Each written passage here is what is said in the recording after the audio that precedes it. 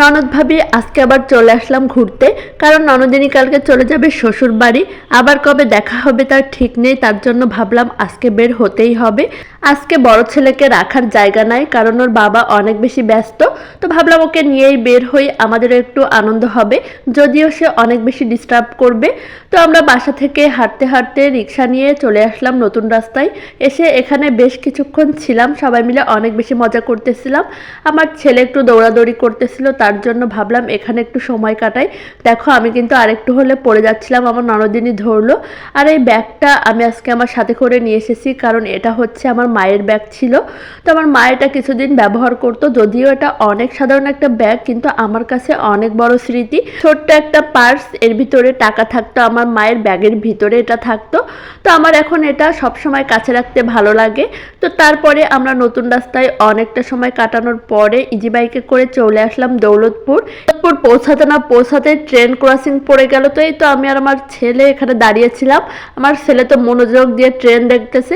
ওই এত পরিমাণ ট্রেন জার্নি করে, তারপরেও তার ট্রেন দেখা শেষ হয় না। তো তারপরে সবাই মিলে চলে আসলাম ফুচকা খাইতে। এই মামার ফুচকা আমাদের অনেক বেশি পছন্দ, বিশেষ করে টকটা এত বেশি ঝাল দেয়, তারপরেও এত বেশি মজা লাগে, মনে হয় যেন ঝালের জন্যই মজা লাগতেছে।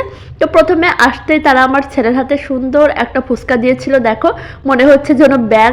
কিন্তু আমার ছেলে একেবারেই খাবে না, কারণ সে ফুচকা একদমই খেতে চায় না। তো আমরাও যদিও তাকে দেই না, আর সেও একেবারেই এটা খেতে চাচ্ছিল না।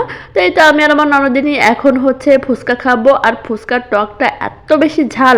ননদিনী আমার ছেলেকে বসে বসে শশা খাওয়াচ্ছিল। এটাই আমরা করি, ওদেরকে বাইরে নিয়ে আসলে শুধু সালাদ খাওয়াই। আমরা যাই খাই না কেন তার সাথে যদি সালাদ থাকে তো সেটাই তাদেরকে খাইতে হয়।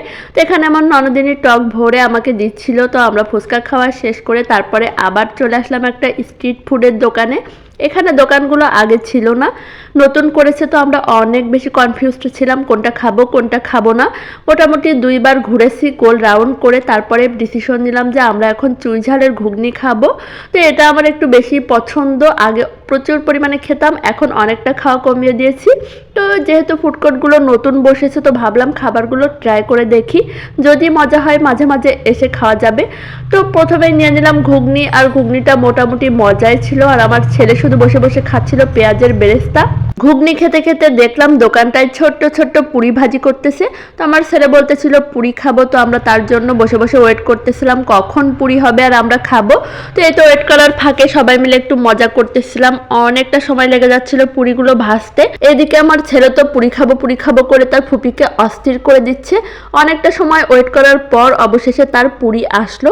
পুরিগুলো একদমই ভালো ছিল না, এর থেকে আমরা অন্য জায়গা থেকে সবসময় পুরি খাই, সেটা অনেক বেশি মজার।